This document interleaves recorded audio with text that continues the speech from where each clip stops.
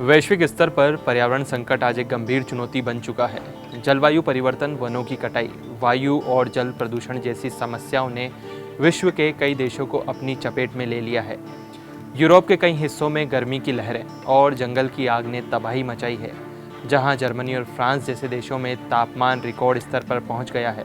विश्व बैंक के अनुसार 2050 तक जलवायु परिवर्तन के कारण 14 करोड़ से अधिक लोग अपने घरों से विस्थापित हो सकते हैं।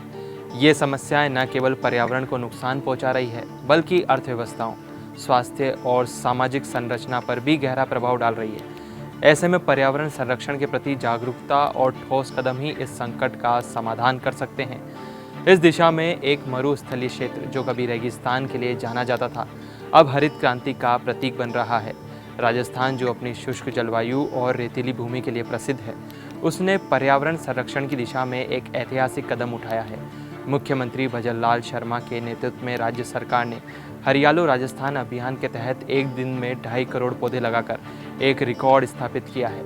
यह अभियान न केवल पर्यावरण संरक्षण की दिशा में एक मील का पत्थर है, बल्कि यह भी दर्शाता है कि सामूहिक प्रयास और नेतृत्व की दृढ़ इच्छा शक्ति से बड़े बदलाव संभव है। भजनलाल शर्मा सरकार का यह प्रयास सराहनीय है। इस अभियान ने न केवल पर्यावरण संरक्षण को जन आंदोलन का रूप दिया है, बल्कि आम लोगों को भी अपनी जिम्मेदारी का एहसास कराया है।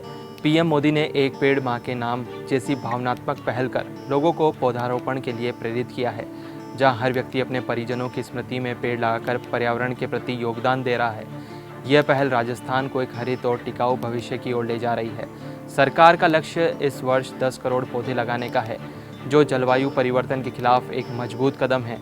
यह अभियान पर्यावरण संतुलन को बनाए रखने में महत्वपूर्ण भूमिका निभा सकता है।